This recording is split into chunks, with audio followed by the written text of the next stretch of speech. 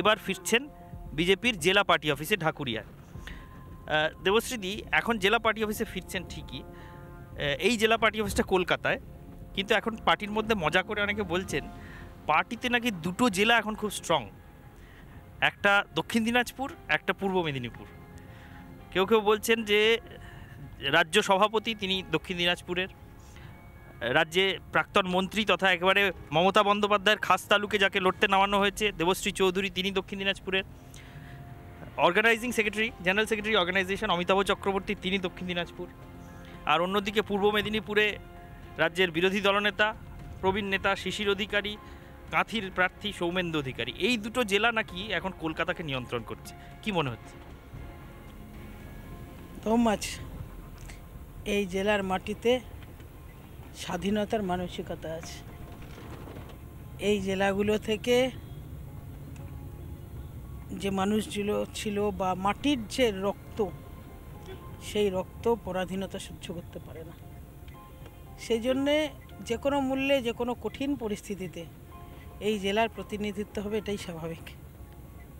কিন্তু বরাবর পশ্চিমবঙ্গের রাজনীতিতে আমরা দেখে এসেছি কলকাতাই রাজনীতির ভরকেন্দ্র। জেলা থেকে বামেরাও বেশি আসন পেয়ে আসতো, কিন্তু মূলত কলকাতার নেতারা বা কলকাতার আশপাশের নেতারাই নিয়ন্ত্রণ করতেন। মুখ্যমন্ত্রী হয়েছেন জ্যোতি বসু, কলকাতা লাগোয়া সাতগাছিয়া থেকে জিততেন। বুদ্ধদেব ভট্টাচার্য, তিনি তো একেবারে শহরের মধ্যে থেকেই জিততেন। আর তৃণমূলের আমলে মুখ্যমন্ত্রী মমতা বন্দ্যোপাধ্যায় এবং তার প্রায় পুরো কাউন্সিলটা গোটাটাই কলকাতা কেন্দ্রিক। বিজেপি কি সেটা বিকেন্দ্রীকরণ করছে? জেলায় জেলায় নিয়ে গেল, একটা সুদূর উত্তরবঙ্গে দক্ষিণ দিনাজপুর আর একটা একদম সুদূর দক্ষিণে পূর্ব মেদিনীপুর। না, এটা যদি বলেন তাহলে আমি খাস আমলেরটা বলতে পারি। মমতা বন্দ্যোপাধ্যায় বলেন উনি বীরভূমের লোক, ববি হাকিম উনি গয়া জেলার লোক, জানেন কি? না। গয়া জেলার লোক, ওনার তামাক ব্যবসায়ী টাবসায়ী ফ্যামিলি আছে। বহিরাগত? বহিরাগত, সেই জন্য বহিরাগত তকমাটা দিয়ে মেয়র আগে হয়েছেন উনি। তো এইরকম ইতিহাস আছে। আমিও দক্ষিণ দিনাজপুরে আমার অরিজিন, কিন্তু বেশিরভাগ কর্মসূত্রে আমার কাজকর্ম বেশিরভাগ কলকাতা ওরিয়েন্টেড। আর ভারতবর্ষ যে এখন যে ট্রেন্ড চলছে, কোনো সেন্ট্রালাইজড কোনো ব্যাপার থাকছে না। ওই যে বিকেন্দ্রীকরণ শব্দটা বললেন, সেই বিকেন্দ্রীকরণ অবশ্যই চলবে। পাওয়ারটাকেও বিকেন্দ্রিত করা চাই। জেলার লোকেরা কেউ পিছিয়ে থাকার নয়। জেলার মানেই সেই জেলার ক্ষমতা নেই, দক্ষতা নেই, এরকম ভাবার কোনো ভাবনা নেই। ক্যাপাবিলিটি সবার আছে, যার যেরকমভাবে গ্রুমিং হয়েছে বা যে যেভাবে তৈরি হয়েছে। আর স্বাভাবিকভাবেই চলছে এরকম। কলকাতারও বহু লোক আমাদের মধ্যে আছে। হ্যাঁ, এটা এই সময় খুব বড় ইস্যু, খুব বড় ইস্যু একেবারেই। বলছে গোটা পশ্চিমবঙ্গের বিজেপিটাকে নাকি কলকাতা নয় জেলা নিয়ন্ত্রণ করছে, এবং জেলা দিয়ে শহর ঘেরার একটা পরিকল্পনা বিজেপি নিয়েছে। এটা কি বলা যায়? এরকম না। আমরা ভারতবর্ষের যে কোনো প্রান্তের মানুষ, যে কোনো জায়গায় যে কোনো অবস্থায় আমরা তাকে দায়িত্ব দিই। কিন্তু একসময় সিপিএম বলতো এটা গ্রাম দিয়ে শহর ঘিরতে হবে। ওগুলো ডায়লগবাজি আমরা মুখে দিই না, আমরা ডায়লগবাজিতে বিশ্বাস করি না। আপনার সেই প্রথম দিককার নির্বাচনে লড়া, যেটা বিশ্বনাথ চৌধুরীর বিরুদ্ধে সাংঘাতিক একটা লড়াই দিয়ে আপনি সাড়া ফেলে দিয়েছিলেন, তখন দুর্দণ্ড প্রতাপ মন্ত্রী বিশ্বনাথ চৌধুরী আরএসপি থেকে জিততেন, বালুরঘাট থেকে। তার বিরুদ্ধে দাঁড়িয়ে বোধহয় আপনি খুব খুব সামান্য ব্যবধানে হেরেছিলেন। একটু মানে সেই স্মৃতিচারণটা যদি একটু করেন। মানে সেই সময় যেটা হয়েছিল, উনি খুব মানে সুচতুর চাল চেলেছিলেন। মানে সবটা বলছি না, বিশ্বনাথ চৌধুরী যা হয় জেলা শহরে, যখন যুক্ত ফ্রন্ট হয়েছিল, বাবা জনসংঘের সভাপতি ছিলেন, ওনারা আরএসপি ছিলেন, জানতে যুক্ত ফ্রন্টে ইন্দিরা গান্ধীর বিরুদ্ধে জোট হয়েছিল। তো সেই সময় থেকে আর মোটামুটি উনিও চৌধুরী ব্রাহ্মণ, আমরাও চৌধুরী ব্রাহ্মণ, মোটামুটি দুঃসম্পর্কে ধরলে কোনো না কোনোভাবে রিলেটিভ বেরোই যায় জেলা শহরে। যেদিন কোর্টে বসে আমরা এফিডেভিটগুলো করছিলাম, সেদিন উনিও ছিলেন, আমিও ছিলাম। তো এত সিনিয়র মানুষ, আমাদের সেই সংস্কৃতি আছে। আমি ওনার পায়ে হাত দিয়ে প্রণাম করেছিলাম। তো উনি বললেন, হ্যাঁ কাকু ভালো আছেন তো? আমাদের জেলা শহরে এরকমই চলে, কাকু ভালো আছেন তো? প্রণাম করেছি। লাস্টে যখন উনি হারবেন, একদম ফাইনাল হয়ে গেছে, তখন উনি গ্রামে গ্রামে গিয়ে প্রচারটা করে দিলেন যে দেবশ্রী তো আমারই ভাইজি, মেয়েটা খুব ভালো, আগে এগোবে, কিন্তু এবার তোমার লাস্টবার, আমাকে এবারটা জিতিয়ে দাও। এই চালটা চেলে দিয়ে আমি ওই ইয়েতে হেরে গেলাম আর কি, অল্প মার্জিনে। খুব কম মার্জিনে হেরেছে। খুব মার্জিনে কম হয়েছিলাম। মানে আমার তো খুব নেই, আমার মানে পলিটিক্যালি কত রকম ট্রিক্স হতে পারে এটাও তো একটা জ্ঞান। একদম। এমন কিছু আমি যেমন এখনো পর্যন্ত আমার মুখ দিয়ে অসভ্য অশালীন শব্দ রাজনীতিতে বেরোয়নি। আমি চেষ্টা করি। আমি এটা কিন্তু একজন কমিউনিস্ট নেতাকে দেখে শিখেছি। কাকে দেখে? অনিল বিশ্বাস। আচ্ছা আচ্ছা।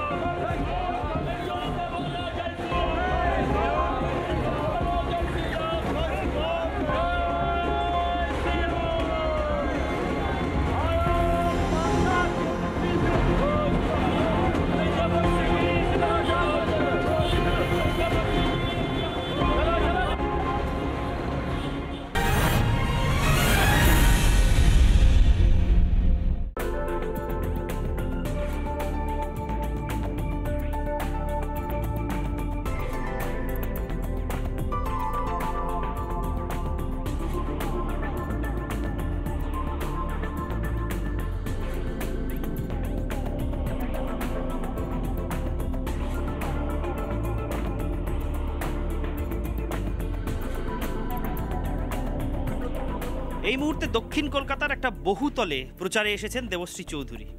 দক্ষিণ কলকাতার বহুতলগুলোতে যথেষ্ট সংখ্যক ভোটার থাকেন, কিন্তু ভোটের দিন তারা সময় মতো বুথে পৌঁছন না এবং এই বহুতলের ভোটাররা নামেন না বলে এই ভোট, দক্ষিণ কলকাতার ভোটকে নিয়ন্ত্রণ করার অধিকার পেয়ে যান একটা নির্দিষ্ট জনগোষ্ঠীর লোকজন, এমনটা কিন্তু কথিত আছে বহুদিন ধরে। সেই জন্য এবার বহুতল থেকে ভোটারদের ভোটের বুথ পর্যন্ত নিয়ে যাওয়াটাকে একটা চ্যালেঞ্জ হিসেবে নিয়েছেন দেবশ্রী চৌধুরী।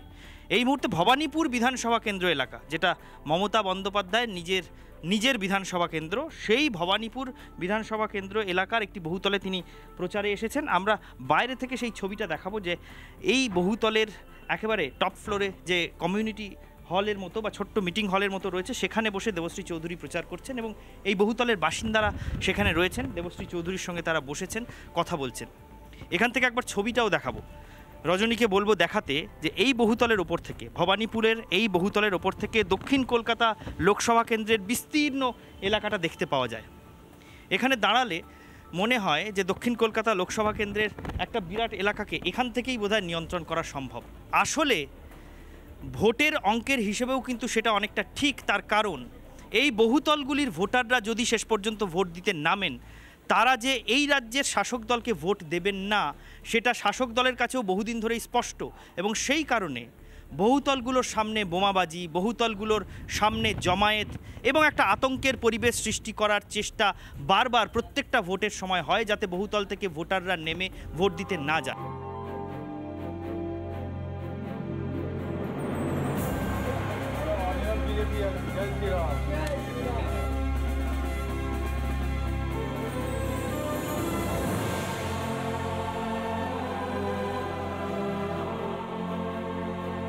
ভবানীপুর মানে মমতা বন্দ্যোপাধ্যায়ের নিজস্ব বিধানসভা কেন্দ্র, তার নিজস্ব নির্বাচনী ক্ষেত্র, সেই বিধানসভার একটি বহুতলে এই মুহূর্তে বাসিন্দাদের সঙ্গে মিটিং সেরে বেরোলেন দেবশ্রী চৌধুরী। দেবশ্রীদি, আমরা শুনতে পাচ্ছি যে বহুতলগুলোর বাসিন্দারা যাতে নেমে ভোটের বুথ পর্যন্ত যান, বৃষ্টি নেমে গেল এইদিকে গিয়ে কথা বলি, তা সেই জন্য আপনি বহুতলে ঘুরছেন। তো এই বহুতলের উপর থেকে একবার এদিকটা তাকান, আপনার গোটা দক্ষিণ কলকাতা লোকসভা কেন্দ্রটা প্রায় দেখা যায়, যতটা দেখা যাচ্ছে সবটাই আপনার নিজের সেই কেন্দ্র যেখান থেকে লড়ছেন। এখান থেকে দাঁড়িয়ে কি মনে হচ্ছে, এদিকে দেখে এই এলাকার নিয়ন্ত্রণ নিজের হাতে নিতে পারবেন? এত ছোট বিষয় না ভাবি না, চেষ্টা করব মোদিজিকে উপহার দেওয়ার। বেশিরভাগ ক্ষেত্রে বহুতলের মানুষজনের ভোটে অনীহা আছে আমরা জানি, বা পরিস্থিতির কারণে তারা নামেন না, তাদেরকে আগ্রহ করছি। বারবার করে নির্বাচন কমিশনও বলছে দেশে সুস্থ গণতন্ত্র আনতে গেলে ভোট প্রয়োগটা খুব জরুরি আছে, আর সবাইকে আগ্রহ করছে ভোট যাকেই দিন না কেন শুধুমাত্র ভোটটা দিতে নামুন, এটাই আমাদের আগ্রহ।